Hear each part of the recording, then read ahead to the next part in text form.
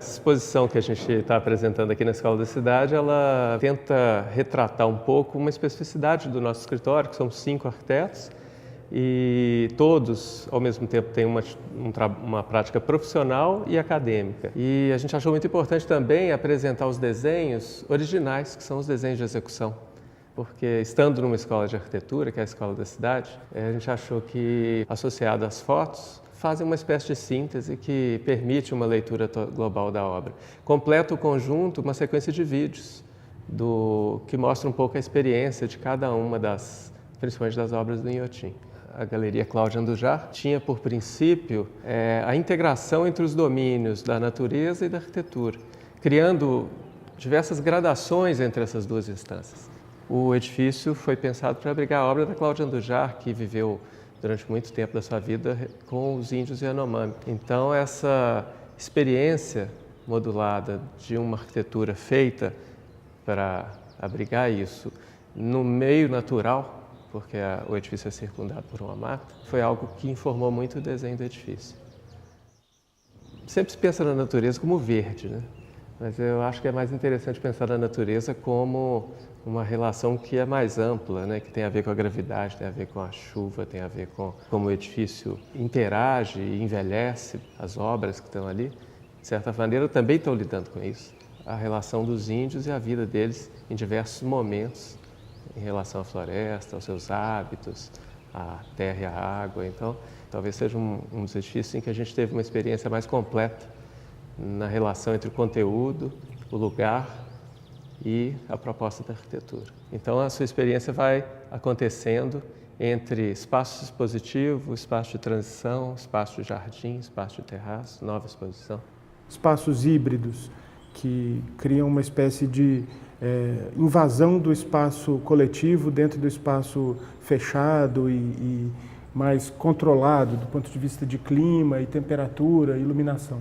Então a gente tem uma praça que ela vai acontecendo sob o terreno natural e entra dentro do edifício, inclusive com o mesmo piso de calçada portuguesa, né, de pedra portuguesa, e cria esse espaço ambíguo. Você está dentro do prédio, sob a laje principal do prédio, mas em contato com os jardins, inclusive com obra de arte, com vegetação de espaço aquático, de espelho d'água, numa situação em que a paisagem ela entra dentro do prédio e se confunde paisagismo e arquitetura, né?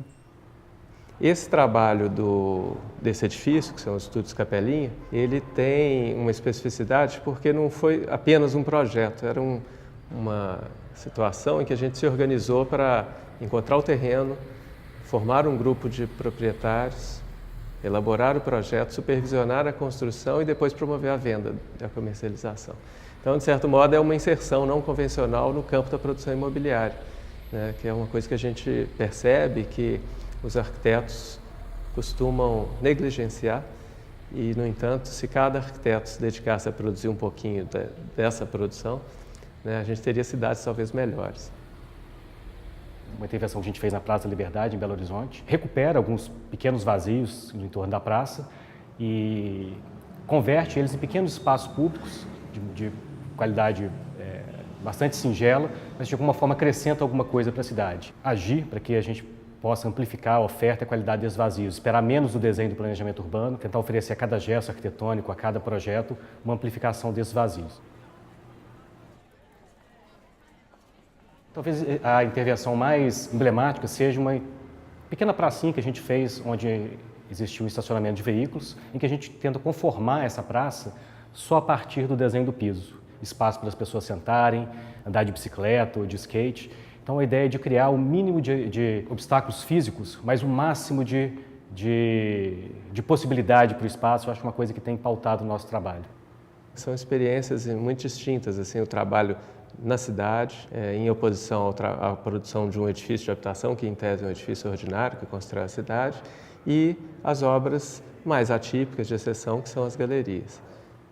Foi um projeto que a gente desenvolveu no escritório a partir de conversas com a curadoria do Museu Inhotim e também com o artista. Outro ponto de partida importante foi o próprio sítio, porque era uma mata fechada e no topo de um pequeno morro. Então isso criou uma condição de que o prédio seria visto de baixo para cima. Isso nos alertou para a necessidade de tentar, de alguma maneira, reduzir a massa construída do edifício para que essa proporção vertical não assustasse o visitante. Enterrar parte do volume, ele está, na verdade, envolto no próprio terreno natural, e o que a gente vê como volume, na verdade, é uma das duas galerias, né? Então, a gente cria uma espécie de confusão visual que o volume que você vê, né, na verdade, é uma parte só do que está construído. Um outro aspecto que é interessante também da Galeria Miguel Rio Branco é a conformação de uma envoltória toda em aço patinado, né, o aço cortem, que é um material que vai mudando de tonalidade ao longo do tempo. O processo de oxidação da chapa vai acentuando, né? No início ele era mais escuro, mais acinzentado, ele foi ficando mais alaranjado. Isso tinha um pouco a ver para nós com a própria fotografia do Miguel Rio Branco, que tem sempre um aspecto muito áspero, no sentido, né, assim, mais poético, de uma certa verdade das coisas, sem nenhum tipo de maquiagem. A gente tenta, de alguma forma, reduzir a presença física do edifício, colocar ele na paisagem de uma forma um pouco mais silenciosa, cravado na topografia do terreno, de tal forma que, se você chega por baixo dele, ele aparece como um grande volume escultórico, sem atributos arquitetônicos visíveis, portas, janelas, que de certa forma oculta a escala dele. Mas se você vem de cima, ele comparece com uma espécie de continuidade do terreno, da paisagem. O edifício quase que desaparece e você percebe basicamente só o contorno dele. Essa interação, essa relação entre edifício e paisagem, na perspectiva de que um pode tornar o outro mais potente, é uma questão que nos interessa muito pesquisar.